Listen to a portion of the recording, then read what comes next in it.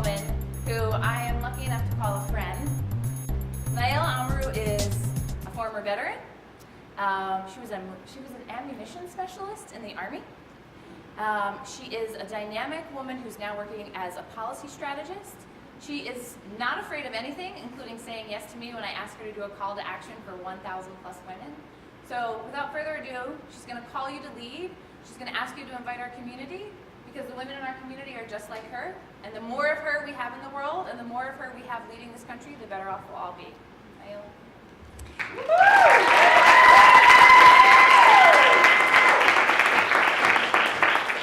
Thank you and good afternoon. I would like to begin by thanking the staff and volunteers of Vote Run Lead for organizing this conference.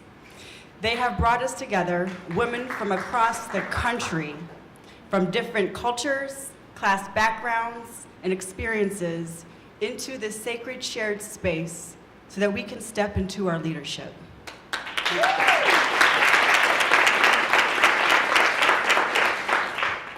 Our ideas, our dreams, and our ambitions will make a difference, and it will create a better future. I am so honored to be here today to share my leadership journey and the lessons I've learned along the way about passion, authentic leadership, and our call to action. My own journey into leadership began 3 days after high school graduation. I joined the Army as an ammunition specialist, and I thought that if I could do everything that a man could do, I would be respected. I was wrong. I was one of 4 women surrounded by 200 men. In the military, rank is power, and I, a woman, brown-skinned, and enlisted, had none. Let me be very clear. The military has taught me lessons about life and leadership that I carry with me to this day. But racism and sexism infects even those who protect the land of the free. And I learned that I was disposable, that my only value was in executing orders, following regulations, and being quiet. To survive, I learned how to navigate the landmines of race, class, and gender in an institution that sought to strip me of my humanity. As a soldier, I was disciplined to be a warrior, to execute orders without question, and to harden myself against the frightened faces of women who look like me and their children, wounded in body and in spirit. I was a soldier in every sense of the word, and I did exactly what I was directed to do. And the cost was my own sense of self.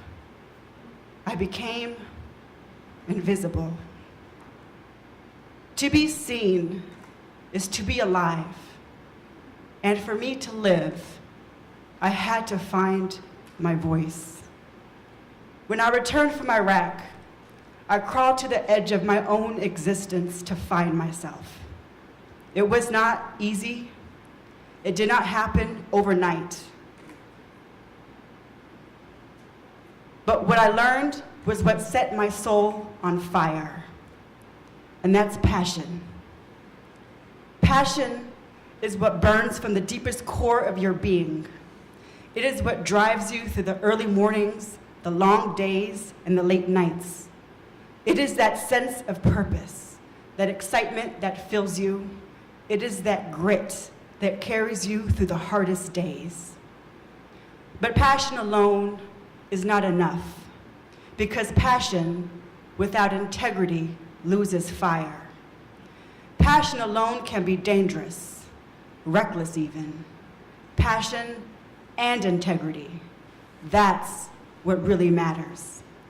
Integrity is choosing your thoughts and your actions based on values. It is standing up for what you believe in, no matter the cost. It is willing to sacrifice time and to risk defeat because it matters. Without integrity, you have nothing. Holding public office and taking a leadership role requires only 2 things: passion and integrity. Everything else can be taught. As women, we have a long list of reasons explaining why we're not qualified to run for office or why we're not ready to lead. We're too this, we're too that, we're not enough of this, we're not enough of that, we need this, we need that, we don't have this, we don't have that. Just stop. Look around at the faces of the women sitting next to you. These are the faces of the women who are passionate, who want to create a better future for themselves and for generations to come. These are the faces that reflect intelligence and compassion. These are the faces of the women who can and will create change. So stop with the excuses. Are you fueled by passion? Are your decisions born from integrity? Then you are enough, and we need you.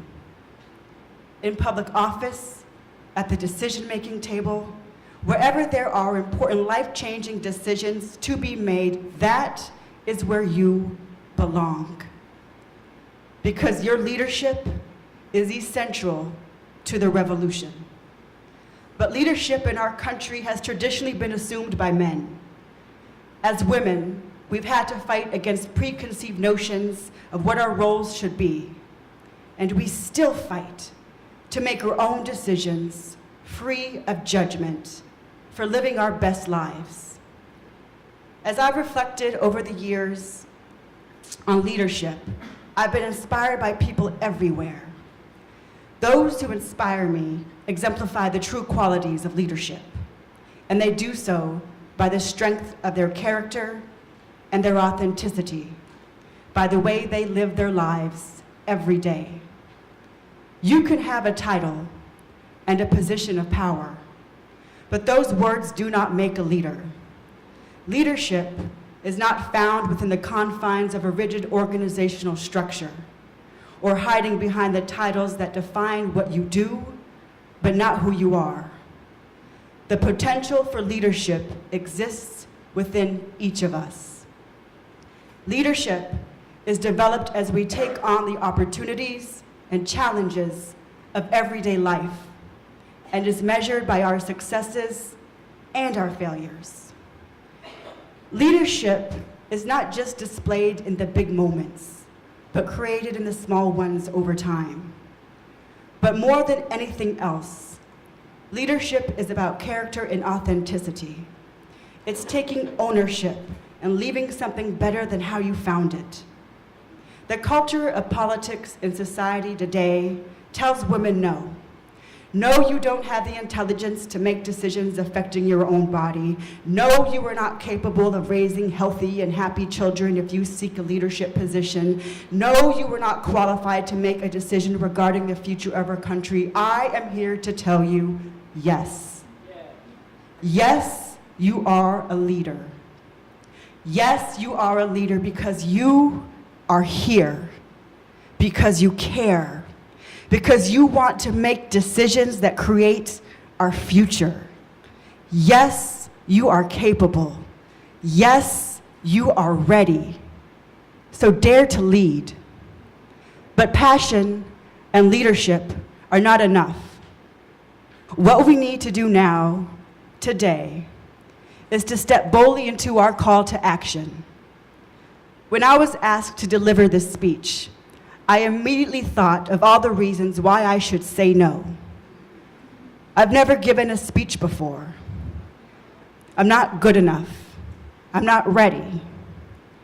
Then I thought of Donna Brazile, the first woman of color to ever run a presidential campaign. She would tell me, why you? Because there is no one better.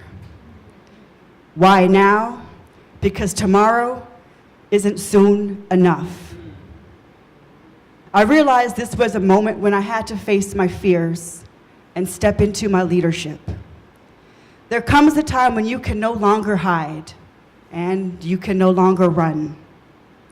We must not only face our fears, but we must challenge them.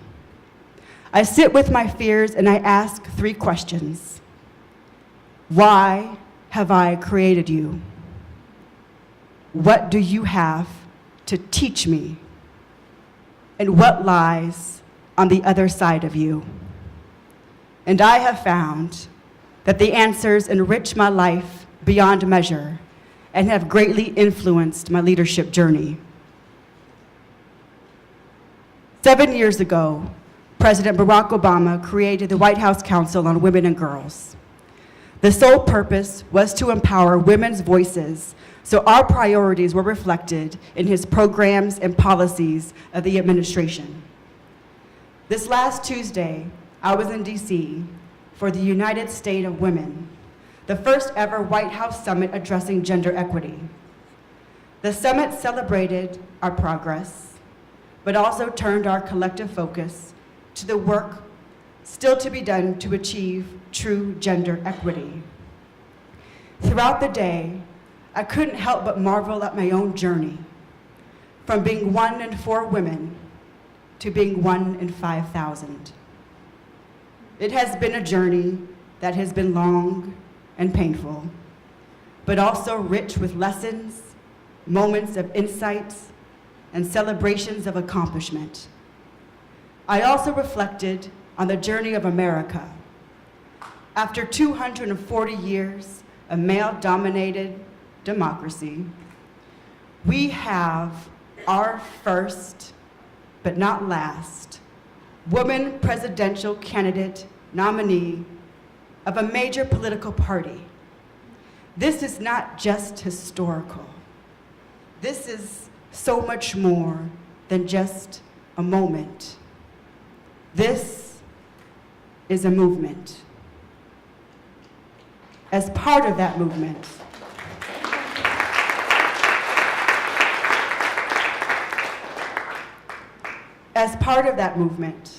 I would like to ask at this moment for everyone to take out your cell phones. This is the part where you take out your cell phones. Open the email sent to you by the Vote Run Lead staff.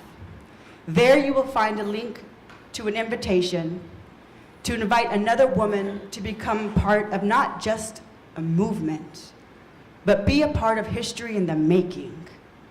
Think of one woman, just one.